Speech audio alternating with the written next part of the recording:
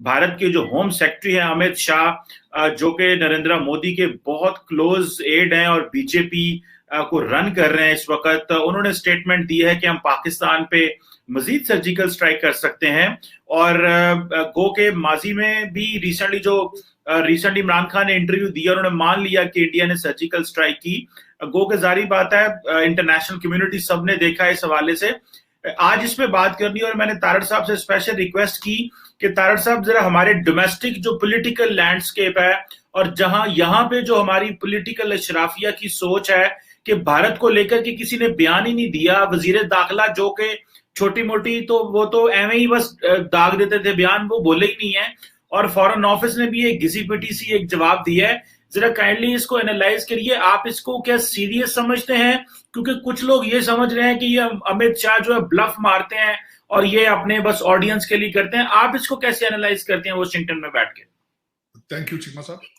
चीमा साहब, मैं आज सुबह से ये एक जो कहते हैं ना, अमित शाह साहब ने कहते हैं जिस तरह तालाब में एक पत्थर फेंका है और उसके रिपल इफेक्ट, और मैं सुबह से आज बल्कि इस पे रिसर्च कर रहा हूँ, देख रहा हूँ कि क्या हो रहा है। तो जो मैंने ऑब्जर्व किया, अमित शाह और मोदी साहब बहुत बड़े फिलासफर हैं, ये डेमोक्रेसी को डिफाइन कर रहे हैं। बिल्कुल, मैं आज कोशिश करता हूँ इसकी थोड़े से इसका एनालिसिस बताऊं कि ये क्या हो रहा है।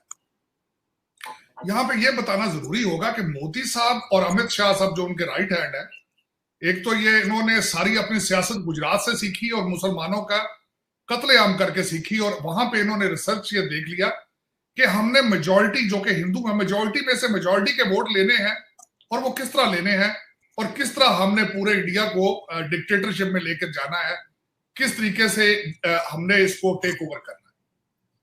तो उनकी फिलॉसफी यही है कि मेजॉरिटी में से मेजॉरिटी को खुश किस तरह करना है। उन्होंने सबसे पहले तो गुजरात में मुसलमानों को किया, उन्होंने लाइसेंस टू किल उनको मिल गया, कुछ भी नहीं हुआ। उसके बाद उनके हौसले बढ़ गए। उसके बाद उन्होंने वादे किए बड़े बड़े इंडस्ट्रियलिस्टों को, और बल्कि उनको इंटरेस्ट फ्री लोन भी दिए। इस वक्त अडानी अंबानी दो ही सिर्फ बंदे हैं, बाकी सारा तो बिजनेस बंद हो चुका है वहां पे। उनके पैसे की बेस पर जब वो आगे आए तो उन्होंने जिस तरीके से फिर मुसलमानों की हालत जो की, और एंड अप उन्होंने कश्मीर पे किया। और आज ये स्टेटमेंट गोवा में एक यूनिवर्सिटी में उन्होंने दी है, तो उसका बेस ये है, फिर वही होगा कि इस अगले मार्च में 5 स्टेटों में, पंजाब, उत्तराखंड, उत्तर प्रदेश, गोवा और मणिपुर, यहां पे इलेक्शन है 2022 के मार्च में। दिसंबर में इलेक्शन है गुजरात का और हिमाचल प्रदेश का। और इनको टारगेट करके उन्होंने इस वक्त दो काम कर रखे। एक तो ये दोबारा उन्होंने ये छेड़छाड़ शुरू कर दी, कश्मीर में आपने देखा होगा हिलचुल शुरू कर दी उन्होंने।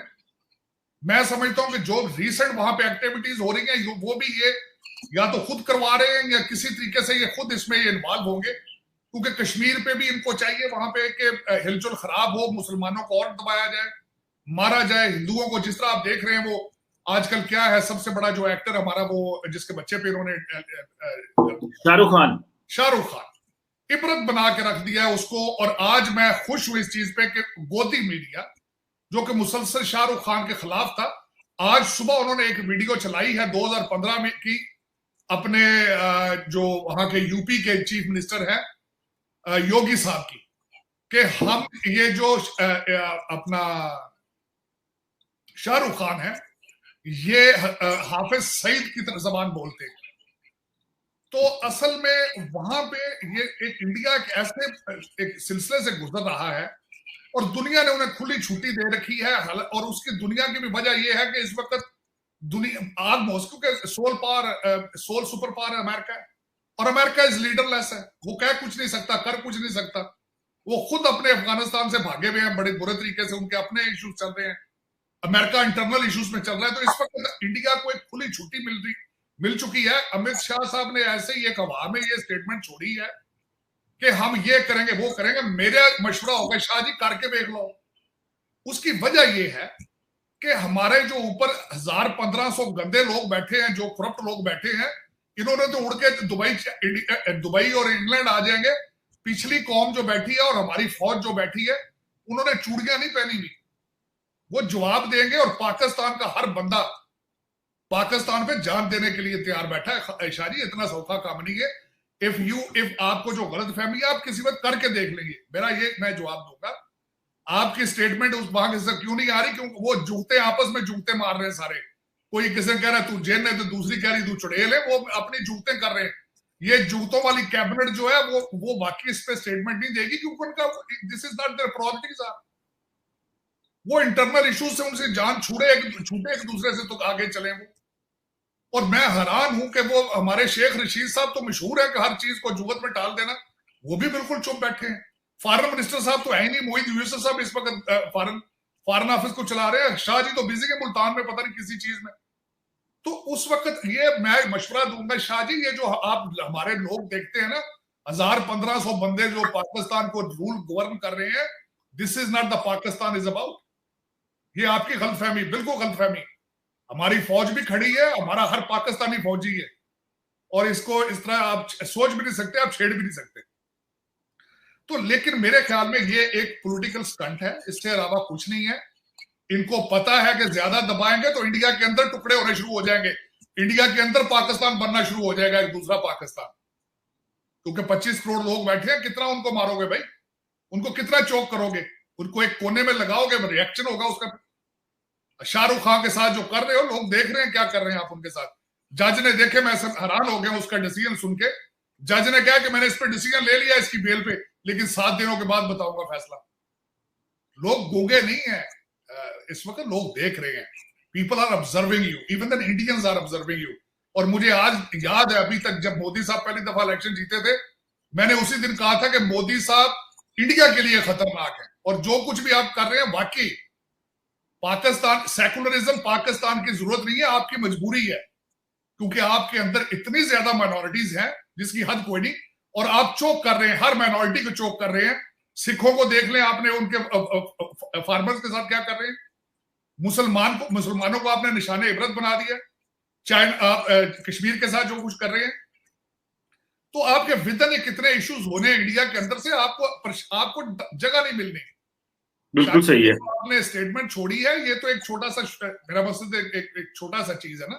लेकिन इंडिया के अंदर जो इस वक्त हालात है चीमा साहब, मैं तो बड़ा क्लोजली वॉच करता हूं। मैंने बल्कि कई दफा कहा है कि हमारे हर पाकिस्तानी को चाहिए कि दिन में एक दफा आधा घंटा इंडियन चैनल जरूर देखा करें कि आपके पड़ोस में क्या पक रहा है और आपके बारे में क्या इंटेंशन है उनकी। अमित शाह साहब ने तो आज स्टेटमेंट गोवा में जाके पॉलिटिकल स्टेटमेंट है, इससे ज्यादा कुछ नहीं है। लेकिन एक बिल्कुल इस तरह इनको सोचना भी नहीं चाहिए। पाकिस्तान जो है वो Pakistan, it's not that easy, it's not a piece of cake. बिल्कुल ठीक है। अच्छा तारड़ साहब, ये तो हो गया अमित शाह साहब के हवाले से, लेकिन एक और बड़ी डेवलपमेंट हुई है और वो G20 के हवाले से। और उसमें G20 का जो इजलास हुआ, जो कि इटालियन जो है वो क्योंकि इस वक्त लीड कर रहे हैं, चेयर कर रहे हैं G20 को, तो वहां पे जो डिस्कशन हुई है तारड़ साहब, वो तो आपको नहीं लगता पाकिस्तान तो वहां पे था नहीं। अब मुझे एक चीज की समझ नहीं आती, हमारे जो नेशनल सिक्योरिटी एडवाइजर साहब है मोहित यूसुफ, अब हमारी उनकी कोई बात सुन नहीं रहा। वो फॉरेन अफेयर्स में आर्टिकल लिखते रहते हैं कि मगरबी इंटेलिजेंसिया को और दूसरों को बताते रहे कि हमारा क्या मौकफ और हम क्या बात कर रहे हैं। आप अखबारों में आर्टिकल तब लिखते हैं, मैगजीन में आर्टिकल तब लिखते हैं जब आपकी स्टेट लेवल पे कोई उस तरह से नहीं होती। आपने और हमारे इमरान खान साहब भी न्यूयॉर्क टाइम, वाशिंगटन पोस्ट में लिख रहे हैं, जो मोहित यूसुफ साहब है वो फॉरेन अफेयर्स में आर्टिकल लिख रहे हैं, और डायलॉग कोई अफगानिस्तान पे हो नहीं रहा। उधर से भारत G20 पे बात कर रहा है जी। अब देखें, वो कहते हैं कि जी भारत तो नेबर भी नहीं है अफगानिस्तान का, तो what role it can play. तो यहां पे ये बताएं कि हम क्या कर रहे हैं, क्योंकि हमारे पास तो कोई प्लेटफॉर्म नहीं है ना। तो अमेरिका ने वैसे लो लेवल पे हमारे साथ बात की है, उस तरह नहीं बात की अफगानिस्तान पे जिस तरह करनी चाहिए। तो हमारे पास क्या ऑप्शन है, किन प्लेटफॉर्म पे हम अफगानिस्तान की बात कर सकते हैं? आज तो वैसे PIA ने अफगानिस्तान की फ्लाइटें भी बंद कर दी हैं, तो how do you see this? Cheema साहब, मैंने बल्कि यहीं से शुरू करना था जो आपने शुरू कर दिया PIA का। मैं बल्कि यहां पे ये भी बताना जरूरी समझूंगा कि PIA का फ्लाइट ऑपरेशन कैंसिल क्यों किया गया। वो इसलिए कैंसिल किया गया कि वहां पे जो आपका कंट्री चीफ है उसको तालिबान ने एक दिन पूरा गन पॉइंट पे बिठाए रखा है, और उस पर इल्जाम लगाया है कि तुम यहां से हमारे अफगानियों को भागने की मदद कर रहे हो। आपके साथ तालिबान की ये अलाइनमेंट है। अच्छा। और आप दुनिया को कह रहे हो कि आप इनसे डायलॉग करें, आप खुद क्यों नहीं डायलॉग कर रहे हो उनके साथ? आपके साथ बदएतमादी क्यों है तालिबान की? वो आप पे भी एतमाद नहीं करते। आप दुनिया को कह रहे हो कि वहां पे डॉलर डालो, डॉलर फेंको, और दुनिया को कहते हो डायलॉग करो, इनको रिकॉग्नाइज करो, लेकिन आपके हालात ये हैं कि आपकी एयरलाइन ने आज वहां पे अपना फ्लाइट ऑपरेशन बंद कर दिया। और वजह यह है कि तालिबान आपके ऊपर बद एतमादी है उनको, कि आप उनके लोग